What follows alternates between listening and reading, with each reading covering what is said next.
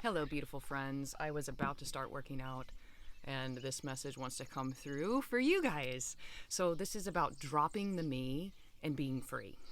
Okay, so this concept of me, of mine, of ego, is the bondage.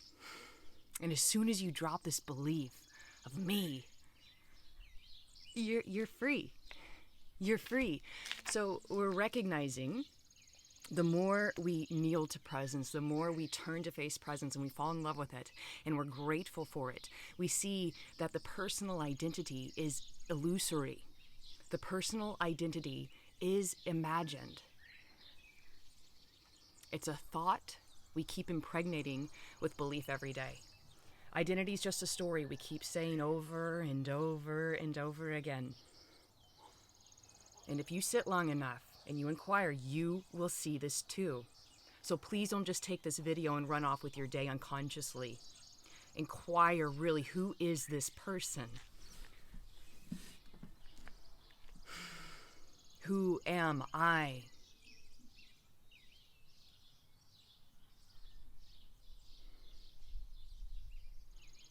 Because person equals prison cell. Our strongest foundation, friends, is in the formless awareness.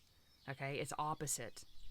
We come in believing that this material reality, the gross, the dense, is where our allegiance should be. This is where we should bow. This is where we should focus. And naturally, consciousness does go to the dense. It goes to the gross.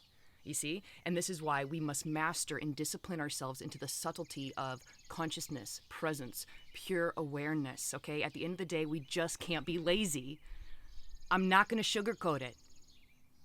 I'm not. My life is devoted to this, and I'm not going to sugarcoat this. We can't be lazy here. We really got to see where we're misstepping. We got to see where we're bowing, giving our allegiance to unconscious ego, and we have to correct it. And we correct it through presence, through giving up the fight and giving into your goodness, into your perfection, because the ego is going to bark nonsense like you're not perfect yet. You know? Oh, well, I'm in this world to become perfect, Anna. Why else would I be here? No, you're not here to become perfect. You're here to recognize and embrace how perfect you already are. Really feel into this.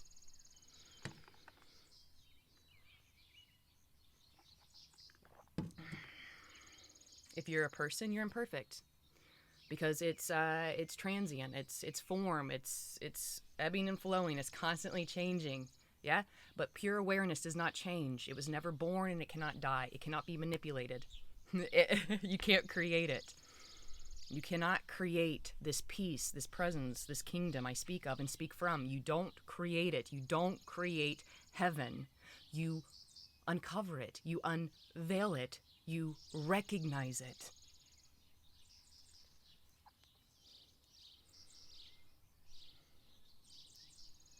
But I'll be honest, truly honest, what I've recognized and experienced in my own reality and from having sessions every week, we're too loud, we're too noisy, and we'd rather talk about our problems than abide in presence. And I speak from my own experience. You know, I see when I would complain and I would project and I would want to talk about the problem instead of just being in the presence. And I see this in my sessions as well. And all that is a reflex. It's just a habit of mine to talk, complain, keep talking about the story and about the problems of life. That is not the Spirit of God. That is not the Holy Spirit. That's a fractalized ego that's in pain, desperately wanting the presence, but is looking everywhere else than where it's at. You know, it's obvious until it's obvious, or it's not obvious until it's obvious. But this presence, this truth is very obvious once it's recognized. It's like, oh my God, it's been here the whole time and I'm looking everywhere else, right? It's like having your glasses on your head and you've searched the whole country. It's not funny though until you see this. It's not, but none of this is funny until you've transcended it. Because it's very uncomfortable and not funny when you are lost in ego. I'm just being real. It's not funny at all. But when you've transcended out of mind and you've recognized the self, then it's hilarious. Because all we're doing is The ego's dangling like a Twinkie in front of us, and we're just chasing it around everywhere, never reaching the Twinkie. And life matures us, because that's just immaturity.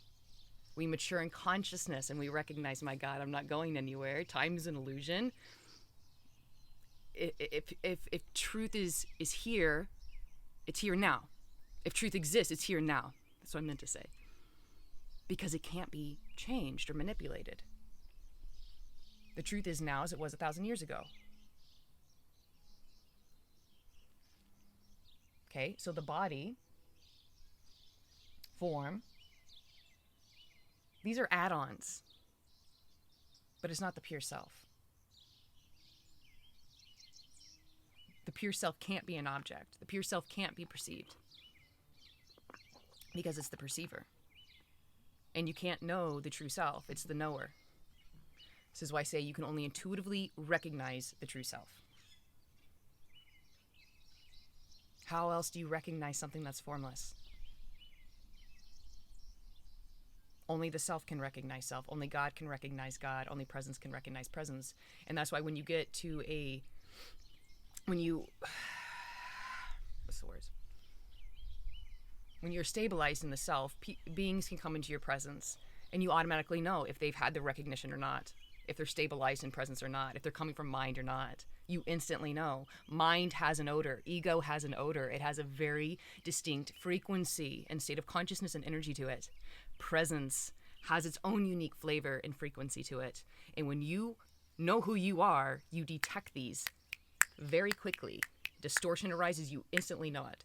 Like I've said before, it's like having a clear glass of water and then dropping little bits of food coloring into it, right? And if you don't catch that first little, it just starts to get darker and darker and darker.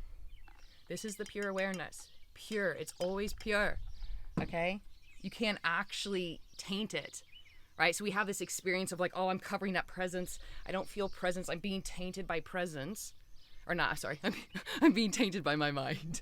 Sorry, being tainted by unconsciousness. And it feels that way. Like, Anna, I was in presence, now I'm not. It's covered up. The thoughts are covering up. They're covering up presence. You can't actually cover up presence. That's a belief too. That's a thought too. That's why I say, or I've said before, that if Pure Awareness had a theme song, it'd be Can't Touch This by MC Hammer.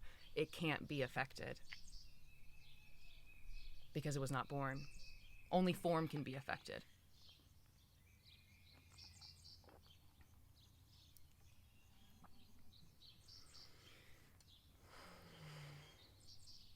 And so a lot of the times we're just trying to change concept to concept to concept, or we're changing form to form to form to form, but go beyond altogether. Go formless. Return to your formlessness. Have no world. Be in no world. Stop trying to change it. Go beyond it altogether. And then you're in the world, not of it. And then things are just happening and yet not happening, and things just flow. And you're talking and you're meeting with people and things are occurring, but you have no idea how it's happening. You know, I love how Mooji puts it. He's like, you have no idea what's going on when you're in the self. You have no idea what's going on. You're just an innocent babe sitting in the lap of God. And that is the best words to describe it. It's just that innocence and that purity of, I am taken care of. You know, just feel into that, of sitting on the lap of God, not knowing a thing. Oh, that's scary for the ego, because it's got to keep all of its concepts correct, right? Concepts won't serve you here. They're just going to become another prison cell. Okay? The I am presence, or the true self, uses thought. That's how we're relaying this information to you right now. It's how we talk. It's how we do these things. So it uses it as a tool, and then it puts it down. It doesn't need thought. It doesn't need mind. It doesn't need emotion. Mind needs God. Mind needs presence. Guys, we are so powerful. Presence. Hello, little one. Presence is so powerful, it can generate a paradigm of bondage and imprisonment, or it's so powerful that, well, it recognizes itself and it abides in heaven. Yeah? But here, the human mind has enlightenment, ascension, awakening as this grandiose show. Enlightenment means you're seeing life as it actually is, not as your unconscious ego is projecting it. Right? So there'll still be challenges. There's still going to be adversity. You stub your toe, ouch. But you just let it come. There's no story like, oh God, why is this happening to me? I just stubbed my toe yesterday. My vibe is so low. Why? You know, like this kind of thing, which I've been there. Again, I only speak from experience, right? But the story gets really boring and heavy. It gets really heavy. And eventually you're just like, I'm done. I'm done carrying the luggage. I'm done projecting. I'm done fighting. I'm done being a freaking victim. Because the one who's being a victim is just a thought. You know, and not everyone's ready for this deep subtlety of teaching, you know? We all have to awaken and mature in consciousness. But it really is, it boils down to us identifying with mind and body. That is it. And so if you feel congested, please take responsibility and love your heart. Meditate, do mantras, turn on music and dance, hug a tree, okay? Call your grandmother, go get an ice cream cone, but take responsibility for your energy field and stop projecting onto beings, okay? When we project to others, we're just adding into the collective unconsciousness. So just keep quiet, be still, and stop talking so much about problems, and instead choose presence. For the sake of your own experience in reality, and for all beings in creation.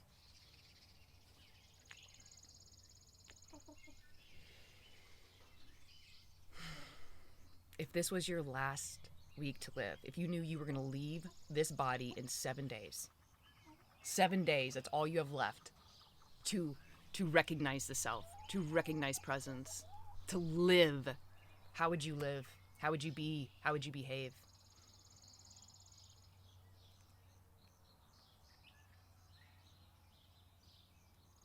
We're very arrogant to think we have another day. We're very arrogant to think we have another breath. The human wastes so much time. Whether you believe in other lifetimes or not, you know, what if this week was setting up your next? Whatever belief you may have, but what if this week determined? Would you keep complaining? Would you keep fighting? Would you keep acting like you're not good enough, that you're never going to be there? Or would you just give up and choose presence and choose to love your heart and seek the kingdom that is within you right now? It's not an object. It's formless awareness. It's presence. It's very subtle, but it's what's observing right now. So can you observe the observer? Can you watch the watcher? Can you notice the one that's noticing right now?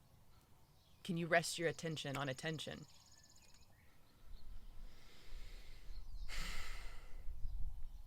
And just allow the neurosis and the quirks of the mind to settle. Yeah.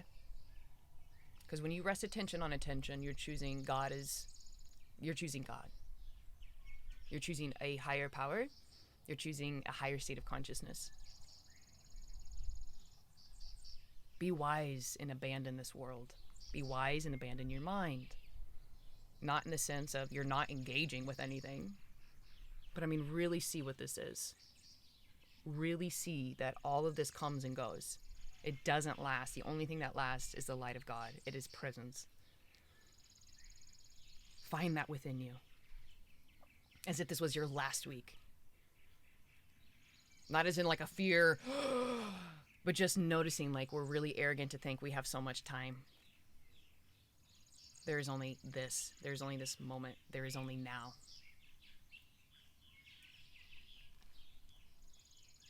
So drop the me. Drop this me that doesn't even exist. And live. Just live life. Stop thinking so much. Stop trying to figure it all out. Stop trying to strategize everything. And just let life flow. Let life be. Stop trying to molest everything all the time with our projections and our beliefs and our insecurities.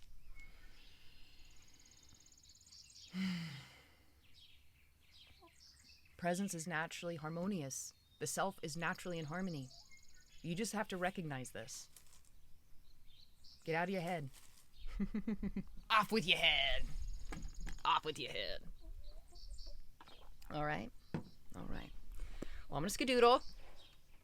Ethel, I hear Ethel around here somewhere, but I'm going to start working out. I got a full day of sessions, so anyone who's left comments or messages, be patient with me, bear with me. I will get to them by the end of the day or tomorrow. And for you beautiful angels that will be in Sangha on Saturday, I will see you then. I love you. I bless you. And I thank you. Godspeed.